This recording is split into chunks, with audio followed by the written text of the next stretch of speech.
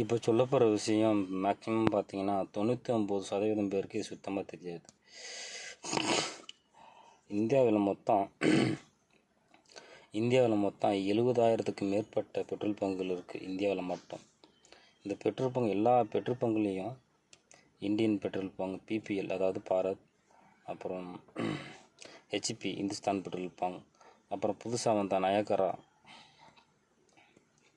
செல் petrol bunk, அப்புறம் எல்லா petrol பங்குகளையும் பார்த்தீங்கன்னா இலவசம்னு ஒரு சில ஆப்ஷன் இருக்குது. எது இலவசமாக கொடுக்கணுமோ அது கண்டிப்பாக கொடுத்தே ஆகணும். சப்போஸ் அது மறுக்கப்பட்டால் நீங்கள் நுகர்வோர் கோர்ட்டில் கம்ப்ளைண்ட் பண்ணுறதுக்கு ஆப்ஷன் இருக்குது. சட்டத்தில் இடம் இருக்குது. நுகர்வோர் கோர்ட்டில் சட்டத்தில் நீங்கள் ஃபைல் பண்ணிங்கன்னா உங்களுக்கு உண்டான இழப்பீடு மற்றும் மன உளைச்சலுக்கான இழப்பீடும் கண்டிப்பாக நுகர்வோர் கோர்ட் கண்டிப்பாக வாங்கி கொடுக்கும். பெரும்பாலான மக்களுக்கு, நிறைய பேருக்கு நுகர்வோர் கோர்ட் நுகர்வோர் நீதிமன்றம் கோர்ட் நுகர்வோர் கோர்ட்டுன்னு ஒன்று இருக்கிறதே நிறைய பேருக்கு தெரியறதில்ல.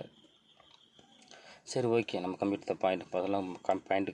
இப்போ பார்த்தீங்கன்னா ஒரு பெட்ரோல் பங்க்குக்கு போனீங்கன்னா டீசல் மற்றும் பெட்ரோல் இது நீங்கள்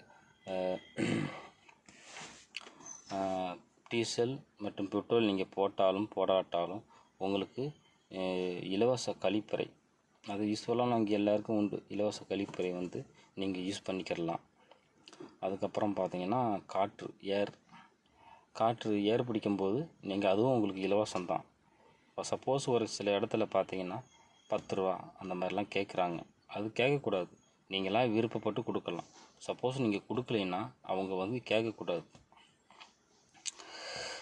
அந்த மாதிரி இலவச குடிநீர் கட்டாயம் வச்சுருக்கணும். நான் பார்த்த வரைக்கும் எங்கேயும் இலவச குடிநீர் எங்கேயும் வைக்கிறதில்ல. அது கண்டிப்பாக வைக்கணும். அது மேக்ஸிமம் வைக்கிறதில்ல. இலவச குடிநீர், காற்று இலவசம், இலவச குடிநீர் இலவசம், கழிப்பறை ரெஸ்ட் ரூம் ஆணுக்கு தனியாக பெண்ணுக்கு தனியாக முறைப்படி வச்சுருக்கணும். இதெல்லாம் லாவில் இருக்குது, சட்டத்தில் இருக்குது, ரூல்ஸ் இருக்குது. ஒவ்வொரு பெட்ரோல் பங்கு ஓனரும் ஒரு சில பேர் பார்த்தீங்கன்னா ஒரு மனித நேயத்தோடு இதெல்லாம் கரெக்டாக வச்சுக்கோங்க. நீங்கள் வச்சுட்டு நீங்கள் கம்முன்னு உங்களுக்கு தெரியாமல் கூட இருக்கலாம். ஸோ பெட்ரோல் பங்கில் வேலை பார்க்குற ஊழியர்கள் இது ஒரு சில இடத்துல வர்ற நபர்கிட்ட ரொம்ப ரூடாக பேசுகிறாங்க, நடந்துக்கிறாங்க. பாத்ரூம்லாம் இங்கே யூஸ் பண்ணக்கூடாது அப்படின்னு இருந்துக்கிறாங்க. அப்படி ஒரு சம்பவம் தான் கேரளாவில் நடந்திருக்கு. அது என்னன்னு அது அப்புறமா சொல்கிறேன். ஸோ இது பார்த்தீங்கன்னா சொல்லிட்டேன். 3 இலவசம்: காற்று, ரெஸ்ட் ரூம், இலவச குடிநீர், அப்புறம் முதலுதவி கூட வைக்கணும் அப்படின்னு சொல்லியிருக்கிறாங்க. அப்டேட்டில் இருக்குது. அப்கிரேட்னா பாருங்க, அப்கிரேட் இல்லை, அப்டேட்டில் இருக்குது. இவ்வளோ முதலுதவி கூட வச்சுருக்கணுமா? எதனால் அதை சொல்கிறேன்னு பார்த்தீங்கன்னா, இதெல்லாம் இல்லை போகிறோம், இதெல்லாம் நம்ம எங்கே போகிறோம், இதெல்லாம் சப்போஸ் கேட்டால் அவங்க ஒழுங்கான பதில் கிடையாது, அவங்க எப்படியா கேட்கலாம் அப்படின்னு நீங்கள் நினைக்கக்கூடாது.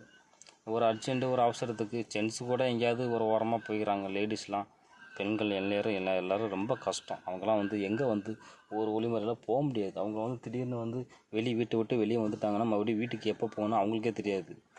அப்படி இருக்கும்போது பார்த்தீங்கன்னா இந்த மாதிரி பெட்ரோல் இலவசம், ஒரு சில ஷாப்பிங் ஹால், சூப்பர் மார்க்கெட் ஒரு சில இடத்துல இருக்குது.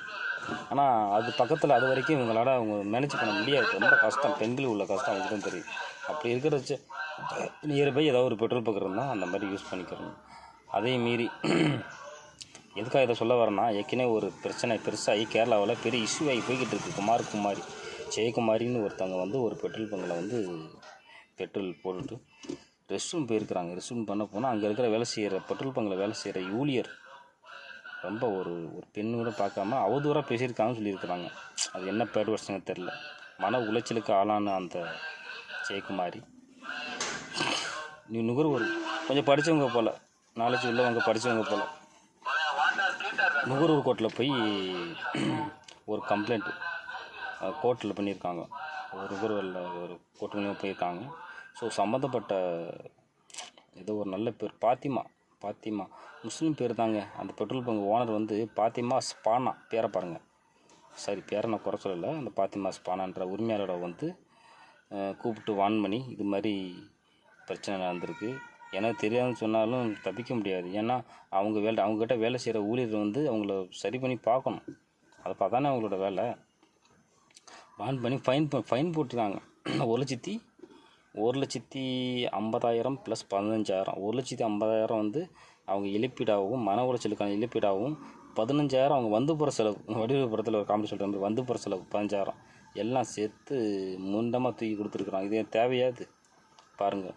நுகர்வோர் கோர்ட்டுக்கு வந்து இது நிறைய பேருக்கு இந்த ஹெல்ப்ஃபுல்லாக இருக்குது. இந்த நுகர்வோர் இருக்கிறது நிறைய பேருக்கு தெரியறதில்ல. தெரிஞ்சிச்சுன்னா நீங்கள் வந்து மற்றவங்களுக்கு வந்து இந்த வீடியோ மற்றவங்களுக்கு ஷேர் பண்ணான்னு சொல்லலாம். உங்களுக்கு தெரிஞ்சவங்களுக்கு மட்டும் நீங்கள் வந்து எக்ஸ்பிளைன் பண்ணாலே போதும். அலர்ட்டாக இருங்க, விளையாட்டு கொடுக்கலாம். தேங்க்யூ, பாய்.